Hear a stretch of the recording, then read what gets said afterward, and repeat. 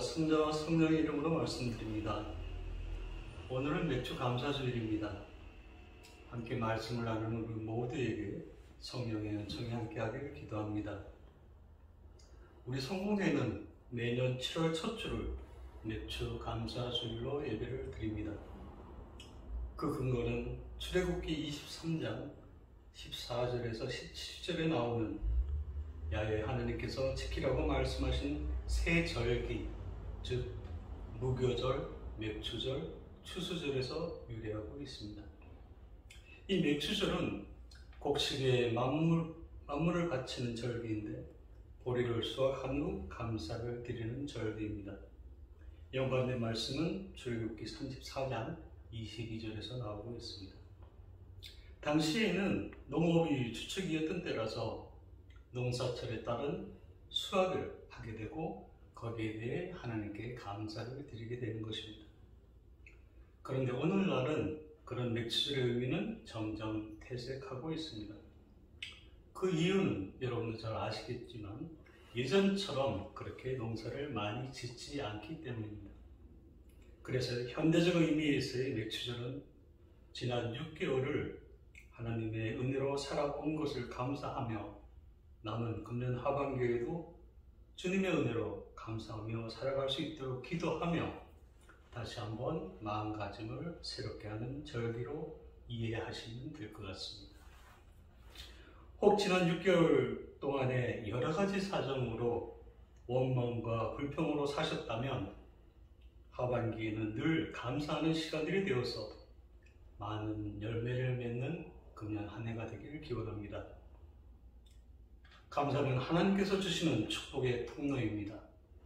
그래서 감사할 때 기적이 일어나고 감사할 때 하나님을 체험할 수 있다는 것을 기억하셨으면 좋겠습니다. 특별히 금년 남은 마지막 시간들까지 코로나 사태가 진정되어서 일상생활을 할 수 있는 은총이 임하기를 간절히 기도해 봅니다. 오늘 복음은 자기 목숨을 위해 너무 걱정하지 말라고 공중의 새들과 들꽃을 예로 들어 예수님께서 말씀해 주고 계십니다.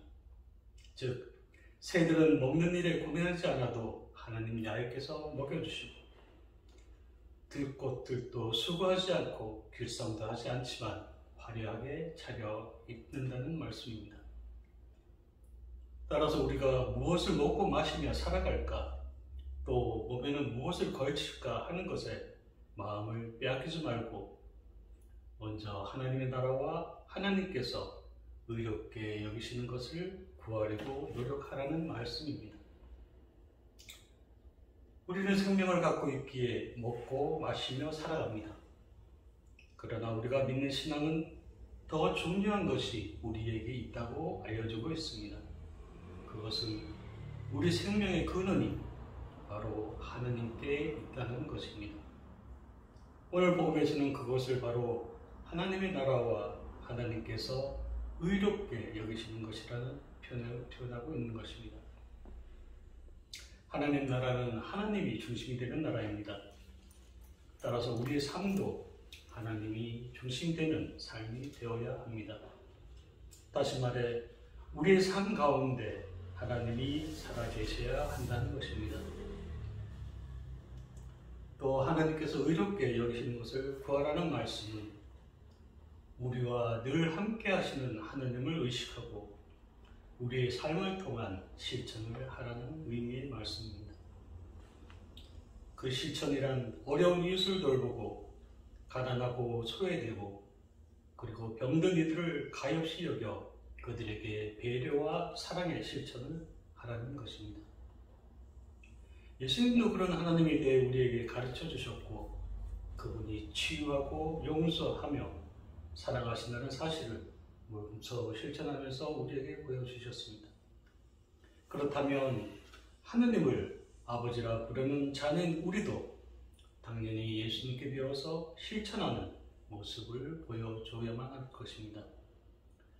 남은 금년 한 해 우리 모두가 그런 실천의 삶을 사시기 바랍니다. 우리는 가끔 신앙이 물질이나 권력, 그리고 명예를 얻기 위한 수단이라고 잘못된 생각을 가질 수가 있습니다. 또 교회 공동체 안에서 어떤 지위를 갖게 되면 그것이 섬기는 자리라는 사실을 잊어버리고 자기가 다른 사람보다 뛰어나서 그런 것이라고 착각할 수도 있습니다.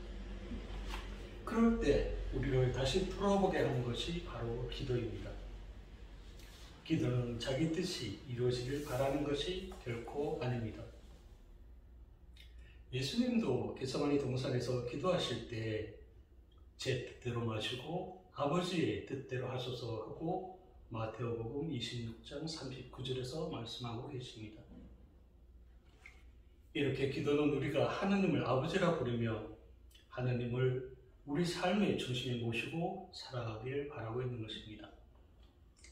그래서 우리가 하나님 나라를 찾고 있는지 아니면 내 나라를 찾고 있는지 또 아버지의 뜻이 이루어지길 바라고 있는지 아니면 내 뜻을 이루기 위해 일하고 있는 것은 아닌지 반성하게 한 것이 바로 기도입니다. 하나님은 자비하시며 사랑하고 용서하시는 분이라는 사실도 우리는 기도 안에서 잊지 말아야 할 것입니다. 그래서 우리가 하나님께 기도할 것은 악령에게 사로잡힌 아이의 아버지가 마르코복음 9장 24절에서 제 믿음이 부족하다면 도와주십시오 하고 청하는 것처럼 예수님께 우리의 믿음의 부족을 도와달라고 기도해야 할 것입니다. 오늘 이 독서 히브리서를 보면 하나님께서는 우리를 위해 더 좋은 것을 마련해 두셨다고 전하고 있습니다. 이 말씀을 믿고 의지하면서 금년 하반기 감사와 기도의 삶을 사는 우리 모두가 되길 소망합니다. 성부와 성자와 성령의 이름으로 말씀드렸습니다.